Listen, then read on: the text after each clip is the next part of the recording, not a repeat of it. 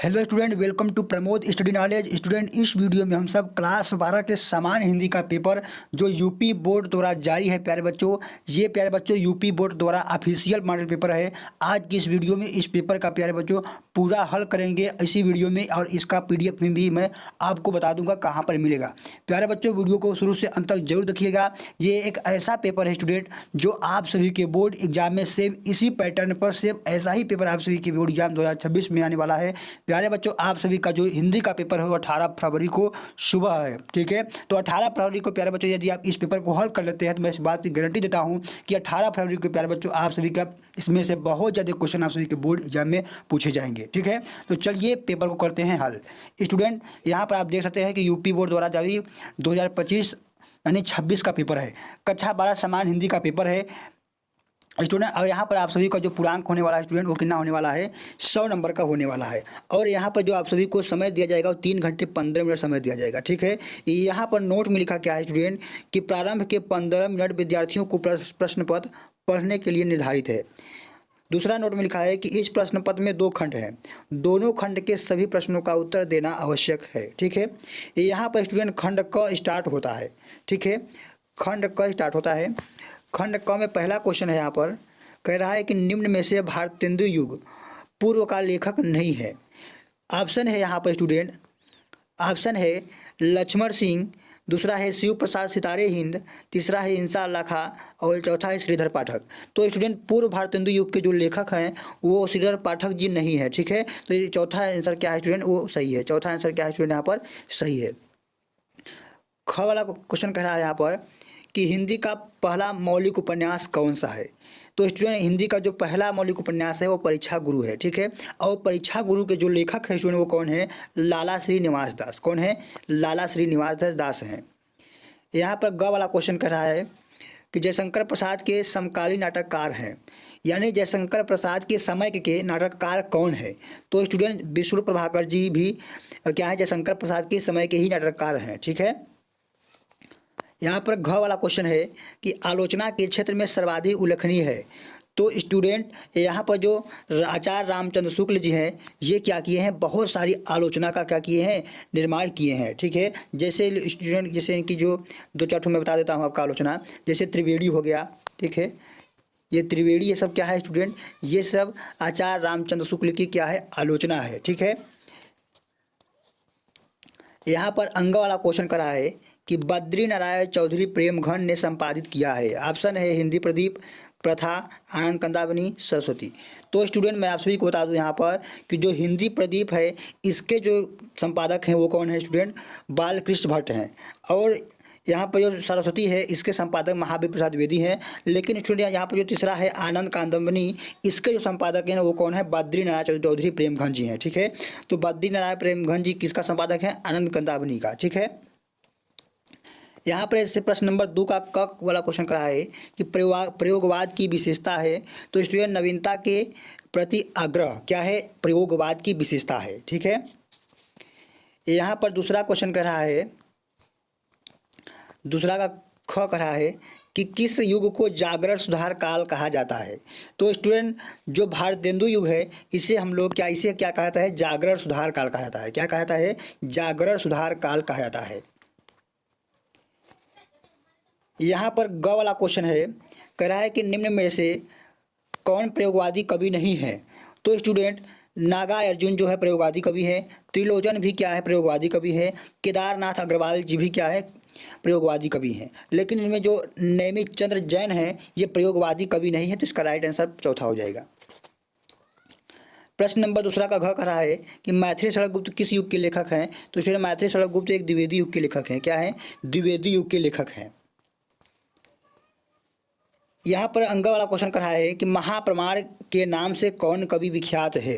तो स्टूडेंट सूर्यकांत त्रिपाठी जी जो हैं वो महाप्रमाण के कवि के नाम से क्या है, प्रसिद्ध हैं यानी विख्यात हैं। ठीक है। यहाँ पर स्टूडेंट जो आपका प्रश्न नंबर 3 रहेगा उसमें क्या है, गद्यांश रहेगा और कहेगा कि दिए गए गद्यांश पर आधारित निम्नलिखित प्रश्नों का उत्तर दीजिए। स्टूडेंट गद्यांश आप सभी की बोर्ड एग्जाम में 10 नंबर का आने वाला है और प्रत्येक 5 क्वेश्चन उसमें पूछा जाएगा और प्रत्येक क्वेश्चन 2 नंबर का होने वाला है। यहाँ पर आप सभी को इस प्रकार से गद्यांश दे दिया जाएगा स्टूडेंट, और इसके बाद यहाँ पर देखिए आपको 5 क्वेश्चन दिया जाएगा, ठीक है, जिसका आंसर आप सभी को इसी गद्यांश को पढ़कर देना है। यहाँ पर स्टूडेंट आपको एक प्रश्न नंबर 4 क्या कर रहा है यहाँ पर कि दिए गए पद्यांश पर आधारित प्रश्नों के उत्तर दीजिए। स्टूडेंट आप सभी के बोर्ड एग्जाम में पद्यांश भी 10 नंबर का आने वाला है, इसमें भी 5 क्वेश्चन रहेगा, प्रत्येक क्वेश्चन 2 नंबर का होने वाला है, ठीक है। यहाँ पर एक पद्यांश दिया जाएगा और यहाँ पर देख सकते हैं आपको क्या है 5 क्वेश्चन दिए गए हैं और इन सभी का आंसर आप सभी को इसी पद्यांश में दिया जाएगा। अब देखिए यहाँ पर प्रश्न नंबर 5 है, कह रहा है कि निम्नलिखित में से किसी एक लेखक का साहित्यिक परिचय देते हुए उनकी प्रमुख रचनाओं का उल्लेख कीजिए। स्टूडेंट आप सभी को किसी एक लेखक का क्या करना है, साहित्यिक परिचय देना है, ठीक है, और इसके बाद क्या करना है स्टूडेंट 80 शब्दों में देना है। 80 शब्द का मतलब होता है 1 पेज। और ध्यान रखिएगा स्टूडेंट आप सभी को साहित्यिक परिचय लिखते हुए यहाँ पर संक्षिप्त परिचय इस तरीके से बॉक्स बनाकर स्टूडेंट एक साहित्यिक परिचय यानी एक संक्षिप्त परिचय दे दीजिएगा। इसके बाद यहाँ पर साहित्यिक परिचय हिट आएगा तब उसके बाद लिखिएगा पेज में। सेम इसी प्रकार से कवि का भी दिया है, किसी एक कवि का साहित्यिक परिचय देते हुए उनकी प्रमुख कृतियों का उल्लेख कीजिए, जैसे अयोध्या सिंह उपाध्याय, हरिओ जयशंकर प्रसाद और अंग्रेजी। तीनों में से जिसका आप सभी को अच्छे से याद हो उसका आप सभी को आंसर 80 शब्दों में देना होगा, जो कि आप सभी को 5 नंबर का आएगा। यानी 3 नंबर आप साहित्यिक परिचय लिखेंगे तब आपको मिलेगा और 2 नंबर जब उनकी कृतियों को लिखेंगे तब मिलेगा, ठीक है। प्रश्न नंबर यहाँ पर 6 कह रहा है कि पंचलाइट कहानी कथा वस्तु अपने शब्दों में लिखिए। अधिकतम शब्द सुमा 80 शब्द। यानी ये पंचलाइट कहानियाँ एक प्रकार की आपको कहानी दी जाएगी, जो कि आप सभी के बोर्ड गेम में 5 नंबर की कहानी आएगी, ठीक है। और इसका क्या करना है 80 शब्द यानी 1 पेज में आप सभी को क्या करना है, कहानी इसका लिखना है, अपने शब्द में बना कर लिखना है, ठीक है। यहाँ पर प्रश्न नंबर 7 है स्टूडेंट कि स्वपठित खंडकाव्य के आधार पर किसी एक खंडकाव्य का उत्तर दीजिए। प्रश्न और कितने नंबर का आएगा, 5 अंक का ये भी आएगा और शब्द सीमा 80 शब्द यानी 1 पेज में आप सभी को लिखना है। यानी आपके इलाके में जो भी खंडकाव्य चलता होगा उसको आप सभी को आंसर देना है, शब्द सीमा 80 शब्द में देना है। यहाँ पर खंड ख स्टार्ट होता है और खंड ख में स्टूडेंट आप सभी को क्या किया जाएगा, प्रश्न नंबर 8वां से स्टार्ट होगा और प्रश्न नंबर 8वां में आप सभी को क्या कर रहा है कि निम्नलिखित संस्कृत गद्यांश का संदर्भ सहित हिंदी में अनुवाद कीजिए। यानी स्टूडेंट आपको संदर्भ सहित हिंदी में अनुवाद इस संस्कृत का करना होगा और 7 नंबर का ये आप सभी का बोर्ड एग्जाम में पूछा जाएगा।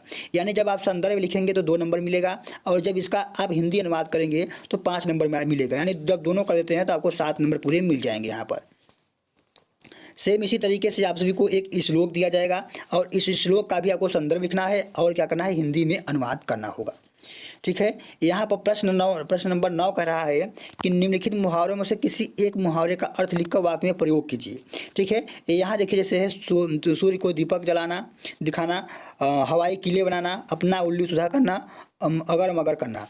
जैसे यहाँ पर क्या है कि अपना उल्लू सुधा करना मतलब अपना काम बनाना, ठीक है, अपना काम बनाना। तो इसका मतलब क्या है, इसका अर्थ क्या हो गया, अपना काम बनाना। अब इसको वाक्य में कैसे प्रयोग करेंगे, लिखेंगे कि आजकल के नेता लोग वोट लेके अपना उल्लू सीधा करते हैं। इस तरीके से क्या करना है, आप सभी को वाक्य प्रयोग करना है। फिर यहाँ पर स्टूडेंट आप सभी को क्या है कि प्रश्न नंबर 10वां जो रहेगा वो आप सभी को अपठित गद्यांश पर आधारित एक अपठित गद्यांश दिया जाएगा और स्टूडेंट उसमें क्या है 3 क्वेश्चंस रहेंगे जिनका आंसर आप सभी को इसी गद्यांश को पढ़कर देना है। ये बिल्कुल अपठित आएगा यानी बिल्कुल नहीं पढ़ा हुआ आएगा। आप सभी के इसका जो पद्यांश है आप सभी के बुक में नहीं रहेगा, ये बिल्कुल अपठित आएगा। बहुत ईजी रहता है और इसका आंसर आप सभी को इसी में मिल जाएगा। इसका आंसर आप सभी को देना है, ठीक है। यहाँ पर प्रश्न नंबर 11 स्टार्ट होता है, कह रहा है कि निम्नलिखित शब्द युग में से किसी सही अर्थ का चयन कीजिए। जैसे यहाँ पर है कि अविराम अभिराम, अविराम का मतलब होता है लगातार और अभिराम का मतलब होता है सुंदर। तो यहाँ पर ऑप्शन नंबर ए क्या है, लगातार और सुंदर। तो जैसे यहाँ पर दूसरा क्वेश्चन है कि भवन और भुवन, तो भवन माने क्या होता है संसार और भुवन माने घर, यानी भवन माने घर और भुवन माने संसार। तो ऑप्शन नंबर ए क्या है, घर और संसार। इस तरीके से आप सभी को आंसर देना है। और यहाँ पर ख वाला क्या कर रहा है यहाँ पर कि निम्नलिखित में से किसी एक का 2 अर्थ लिखिए। ये अनेकार्थी शब्द है और किसी एक शब्द का आपका करना है 2 अर्थ लिखना है। जैसे यहाँ पर क्या है वायु, तो वायु का क्या करना है स्टूडेंट, आप सभी को 2 ठो अर्थ लिखना है। जैसे अनिल पवन, ये क्या है 2 अर्थ हो गया, ठीक है। इस तरीके से आपको 2 अर्थ लिखना होगा। और यहाँ पर आप सभी को क्या कहता है, वाक्यों के लिए एक शब्द दिया गया है।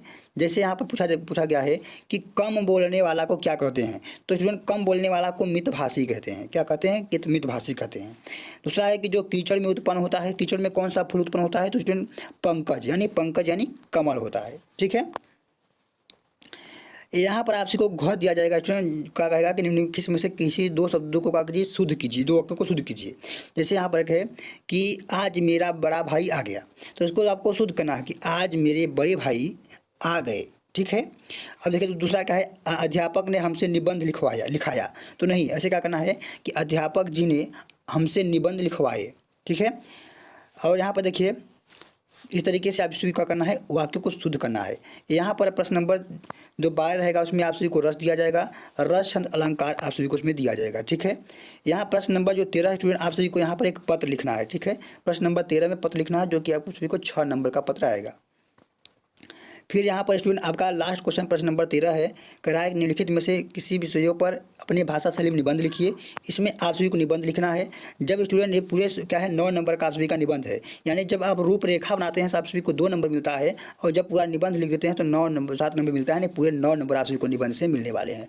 तो स्टूडेंट पेपर बहुत ही इंपॉर्टेंट है। आप सभी का इसका PDF मैं अपने टेलीग्राम चैनल पर दे दूँगा, और टेलीग्राम चैनल का लिंक इसी वीडियो के डिस्क्रिप्शन बॉक्स में है। वहाँ से जाकर इस पेपर का PDF डाउनलोड कर लीजिए और इस पेपर को हल करके अपने बोर्ड एग्जाम में जरूर जाइएगा। तो धन्यवाद, तरफ से मिलता हूँ अगली वीडियो में एक नए टॉपिक के साथ। वीडियो अच्छा लगे तो वीडियो को सब्सक्राइब और चैनल को सब्सक्राइब एंड वीडियो को लाइक जरूर कीजिए।